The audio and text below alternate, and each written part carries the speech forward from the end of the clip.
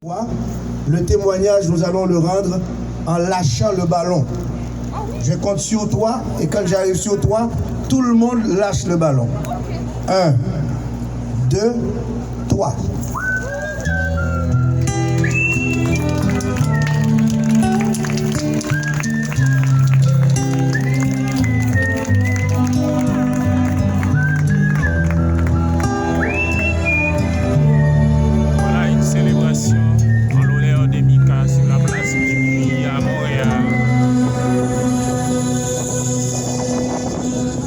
Alors nous voulons bien croire que le témoignage est fait par le geste symbolique de l'envoi de notre ballon dans le ciel à partir du petit mot sacré du prêtre qui est placé pour bénir.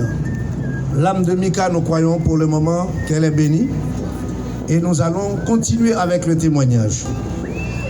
En résumé, moi je suis placé pour vous dire que Michael Benjamin est un homme né artiste.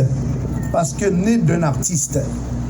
Son père, artiste bien avant la naissance de Mika, Lionel Benjamin, a certainement donné naissance à Michael dans son élan et dans son âme artistique.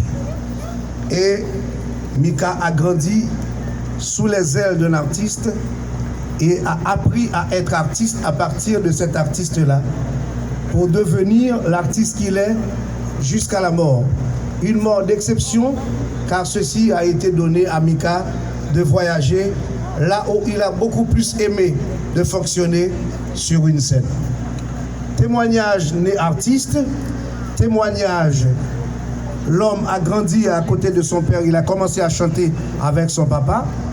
Il a participé dans les années 2000 à un concours de la télé Max, est devenu champion, la chanson de Noël. Et voici, il a continué à chanter.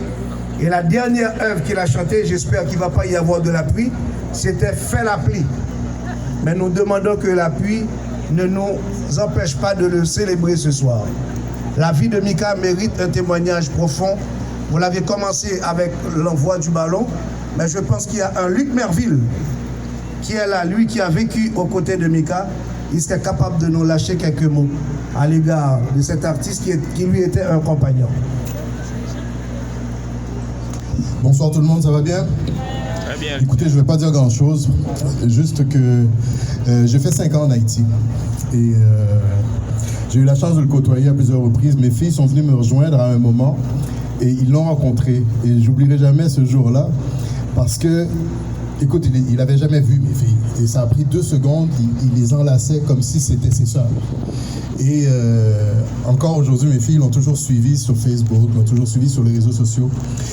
Un soir, je suis allé le voir en spectacle ici, sur Avenue du Parc, pour vous donner une petite anecdote. Et il finissait souvent ses chansons avec Timari, la chanson Timari, que vous connaissez, j'imagine. Et puis, il retourne à la fin sur scène, il s'assoit sur une petite chaise, il prend sa guitare et puis il chante la chanson. Et à la fin, j'ai été lui dire bravo, puis le remercier, tout ça. Et puis il me dit tout doucement à l'oreille, « Loki, Pamna, chantez ça à Babou encore, non, Pamna? » Il me dit, chantez ça, moi, fais le pas sur lui, chantez le plus que vous, même, oui, base là. Et effectivement, partout où il passait, il chantait toujours cette chanson-là. Et il m'a fait rappeler qu'il avait étudié à Montréal et puis que ça faisait longtemps, lui, bien avant Haïti, il avait déjà entendu la chanson et que ça le touchait. Et ce soir-là, je lui ai dit, écoute, mon ami, cette chanson-là, ça fait longtemps qu'elle ne m'appartient plus. Je te la donne, c'est à toi. C'est ma petite histoire à moi avec Mika, mais c'était un gars toujours avec un sourire, qui nous accueillait toujours les bras ouverts, pas de compétition. C'était un artiste qui acceptait tout le monde, qui était ouvert et tout ça. Donc, je sais que peut-être que tous les Québécois qui sont ici ou les gens de par le monde qui écoutent ne réalisent pas pourquoi on est si touché par son départ. C'est parce que c'était quelqu'un qui était justement attaché à tout le monde, qui était ouvert à tout le monde, puis qui était près de tout le monde. Peu importe ton rang social, peu importe d'où tu venais. Et si vous écoutez ces chansons, s'il vous plaît, allez faire un tour, allez écouter ce qu'il a écrit et vous allez comprendre. Déjà, vous allez voir qu'il a des chansons de toutes sortes. Vous pouvez tomber sur une chanson compas, après vous allez tomber sur un slow, vous allez tomber sur des choses très engagées. C'était Mika, c'était un homme très ouvert et qui touchait un peu à tout, qui avait un talent extraordinaire. Mika, Kotoya, Patnem, Pamna, pas oublier de chanter ça. Timari, c'est pour oublier toujours, ok? Merci en plus.